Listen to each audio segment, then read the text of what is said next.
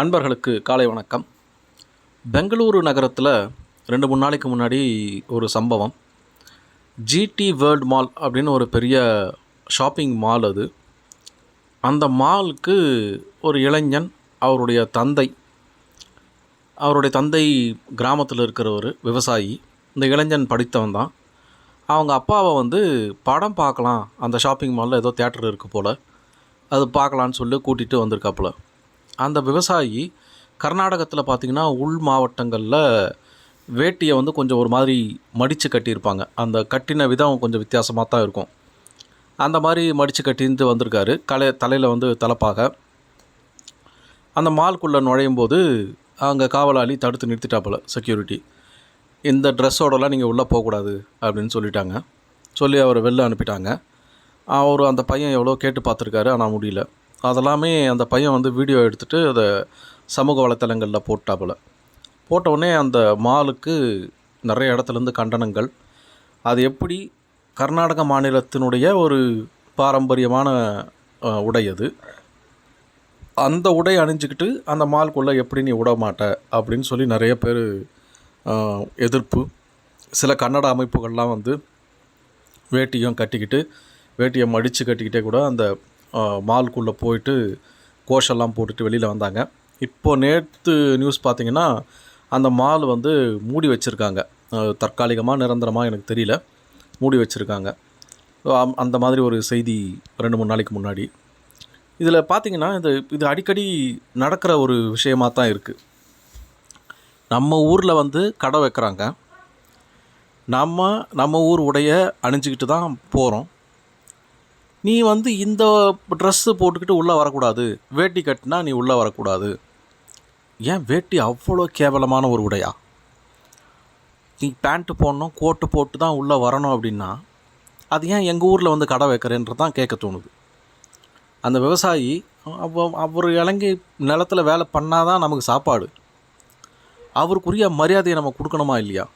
இந்த மாதிரி மால்லலாம் பார்த்திங்கன்னா, மாலு, விமான நிலையங்கள், இதிலலாம் நிறைய இந்த மாதிரி சம்பவங்கள் நடந்துக்கிட்டு தான் இருக்குது.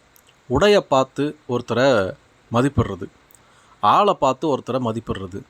இவர் இவ்வளோ தான், இவர்கிட்ட ஒன்றும் இருக்காது, இவர் பிச்சைக்காரரு, அப்படி ஏன் நீங்கள் நினைக்கிறீங்க?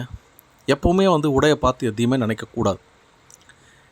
இது மாதிரியான விஷயங்கள்லாம் நடக்கும்போது எனக்கு இந்த நட்புக்காக படத்தில் சரத்குமாரும் விஜயகுமாரும் முதல் சீன்லேயே பார்த்திங்கன்னா மூட்டையாக கட்டி எடுத்துகிட்டு போவாங்க, ஆட்டோலலாம் ஏற்றிட்டு போவாங்க. போய் கார் வாங்கணும் அப்படின்னு சொல்லி. அந்த மூட்டையிலலாம் என்ன இருக்குன்னு பார்த்திங்கன்னா பணம் இருக்கும். முதல்ல அந்த கார் கம்பெனிக்காரெல்லாம் மதிக்கவே மாட்டான், ஏன்னா அவ்வளோ நாட்டுப்புறத்த மாதிரி இருப்பாங்க. அதுக்கப்புறம் பார்த்தா இந்த கார் என்ன விலை, அந்த கார் என்ன விலைன்னு கேட்பார். இதில் இந்த காரு ஒன்று கொடு, அந்த கார் ஒன்று கொடுன்னுவார். அந்த மூட்டையிலலாம் பார்த்திங்கனாலே பணம் தான் இருக்கும். ஸோ அந்தளவுக்கு அவ்வளோ பணத்தை பார்த்தோன்னே அவங்க எல்லாருமே மாறிடுவாங்க, ரொம்ப மரியாதை கொடுப்பாங்க. அப்போது பணத்துக்கு மட்டும்தான் மரியாதை, மனுஷனுக்கு மரியாதை கிடையாது. பார்த்த உடனே ஒருத்தரை எடை போட்டுற வேண்டியது. இந்த பழக்கங்கள் நிச்சயமாக நம்ம மாற்றிக்கணும். இது இந்த சம்பவத்திலிருந்து நான் தெரிஞ்சுக்கிற ஒரு விஷயம் என்ன அப்படின்னா, யாருக்கிட்டேயுமே யாராக இருந்தாலும் அவரை பார்த்த உடனே நம்ம எடை போட்டுட்டு நமக்கு கீழானவர்கள் அப்படின்னு நம்ம நினச்சிடக்கூடாது. அதுக்கு தான் இந்த சம்பவத்தை நான் இங்கே பகிர்றேன். திருக்குறளில் பார்த்திங்கன்னா வினைத்திட்பம் அப்படின்னு ஒரு அதிகாரம். அதாவது செய்கிற வேலையை எப்படி தெளிவாக செய்யணும், உறுதியாக செய்யணும் அப்படின்றது. அதில் ஒரு குறளில் சொல்கிறாரு, உருவு கண்டு எல்லாமை வேண்டும், உருள் பெருந்தேற்கு அச்சாணி அன்னார் உடைத்து. இது மிக மிக பிரபலமான குறள், நான் நிறைய முறையாக சொல்லியிருக்கேன். உருவு கண்டு எல்லாமை வேண்டும். ஒருத்தருடைய உருவத்தை பார்த்து, எல்லாமைனா கிண்டல் செய்கிறது, கிண்டல் செய்யக்கூடாது. உருள் பெருந்தேர்க்கு அச்சாணி அன்னார் உடைத்து. அதாவது ஒரு பெரிய தேர், அந்த தேரில் பார்த்திங்கன்னா சக்கரமும் பயங்கர பெருசாக இருக்கும். அவ்வளோ பெரிய தேரும் அந்த சக்கரமும் நகர்றதுக்கு அந்த சக்கரத்தில் இருக்கிற அச்சாணி அதுதான் முக்கியம். அந்த அச்சாணி இல்லைன்னா சக்கரம் நிற்காது, கரண்டு வழியில் வந்துடும். அதுபோல் அந்த அச்சாணி பார்த்திங்கன்னா ரொம்ப குட்டியாக தான் இருக்கும். அந்த அவ்வளோ பெரிய தேருக்கு சக்கரம், அந்த அச்சாணி பார்த்திங்கன்னா ரொம்ப சின்னதாக தான் இருக்கும். அதனால் ரொம்ப சின்னதாக இருக்குது, ரொம்ப கீழானவர்களாக இருக்காங்க, ரொம்ப கேவலமாக இருக்காங்கன்னு யாரையுமே நம்ம எடை போட்டுறக்கூடாது. அவ்வளோ பெரிய தேருக்கு அச்சாணி எப்படி முக்கியமாக இருக்கோ அதுபோல் அந்த மனிதர்களும் மிக முக்கியமான மனிதர்களாக இருக்கலாம். அதனால் யாரையுமே நம்ம பார்த்த உடனே எடை போட்டுறக்கூடாது, அவங்கள கிண்டல் பண்ணக்கூடாது. உருள் பெருந்தேர்க்கு மன்னிக்கணும், உருவு கண்டு எல்லாமை வேண்டும், உருள் பெருந்தேர்க்கு அச்சாணி அன்னார் உடைத்து. நாளைக்கு வேறு ஒரு குரல் மூலமாக சந்திக்கலாம். நன்றி. உங்கள் அன்பன் ஸ்ரீதரன்.